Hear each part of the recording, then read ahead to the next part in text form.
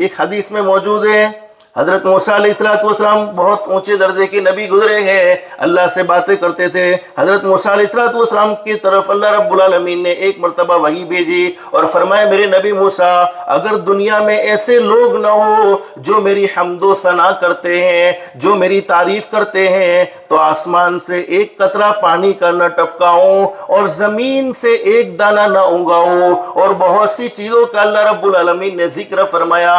यानी आसमान से बारिश का होना, रहमत वाली बारिश का होना, ये इसलिए होता है कि मुझे याद करने वाले हैं, मुझसे मोहब्बत करने वाले लोग हैं, मेरी हम्दो सना करने वाले लोग हैं। ज़मीन का दाना उगाना ये इस वजह से है कि ज़मीन पर मेरी हम्दो सना करने वाले हैं। और भी अल्लाह ने हमें बहुत सारी नेमतें नसीब फरमाई और कुरान करीम में फरमा भी दिया कि इतनी नेमतें मिली हैं कि तुम गिनना चाहो तो बोलो गिन सकते नहीं हो, शुमार करना चाहो तो शुमार कर सकते नहीं हो। जैसे आसमान का एक एक सितारा अल्लाह की नेमत है, कोई सितारों को बोलो गिनना चाहे तो नहीं गिन सकता है। मिट्टी का एक एक जर्रा अल्लाह की नेमत है, कोई मिट्टी के जर्रात को गिनना चाहे तो नहीं गिन सकता है। बारिश का एक एक कतरा अल्लाह की नेमत है, कोई बारिश के एक एक कतरे को गिनना चाहे तो नहीं गिन सकता है। हमारी बॉडी का एक एक बाल अल्लाह की नेमत है, कोई बॉडी के बालों को गिनना चाहे तो बोलो नहीं गिन सकता है। हमारा हर सांस का आना और सांस का जाना ये अल्लाह की बहुत बड़ी नेमत है।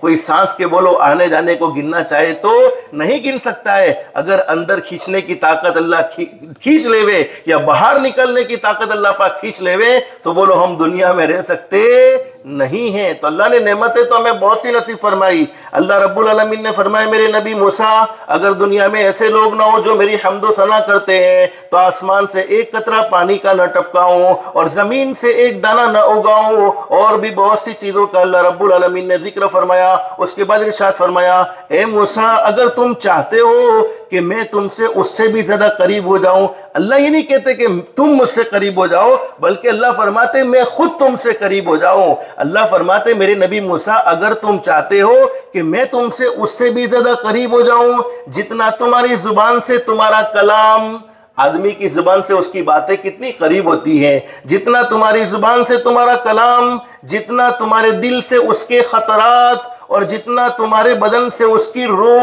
और जितना तुम्हारी आंखों से उसकी रोशनी, यानी तुम इससे भी ज्यादा मैं तुमसे करीब हो जाऊं। तुम चाहते हो कि मैं तुमसे उससे भी ज्यादा करीब हो जाऊं, जितना तुम्हारी जुबान से तुम्हारी बातें हैं, तुम्हारे दिल से उसके खतरात हैं, तुम्हारे बदन से उसकी रूह करीब है।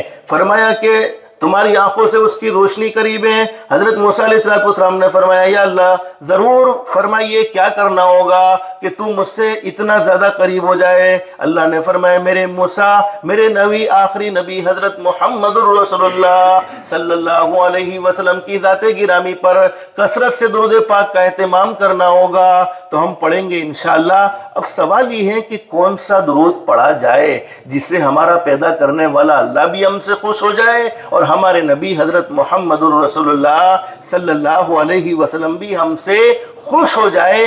तो बेहतरीन दुरूद शरीफ हमारे नबी हजरत मुहम्मदुर रसूलुल्लाह सल्लल्लाहु अलैहि वसल्लम ने अपनी उम्मत को बतलाया है, वो वही दुरूद शरीफ है जिसको हम नमाज में पढ़ते हैं।